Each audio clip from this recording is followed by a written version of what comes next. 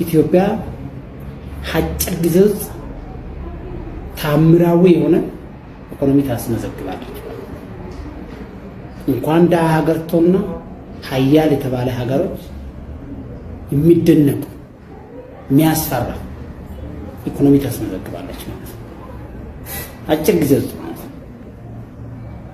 ዛሬ 4 ዓመት 5 ዓመት 3 ዓመት 2 ዓመት ያስመዘገብናቸው ኢኮኖሚ ብቻ ያስመዘገብናቸው ልማት ብቻ ይባል ያስመዘገብናቸው ፕሮጀክቶች ብቻ ይማል ይሄ ወደ ኢኮኖሚ ነው የሚቀየረው።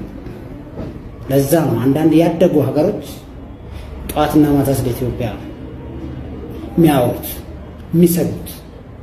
አንዳንዶቹ ያደጉ ሀገራት ዘመድ መስሎ ይቀርቡና አንዳንዶቹ ደጋፊ መስሎ ይቀርቡና አንዳንዱ ደግሞ እንደ ጠላት ይተቹናል።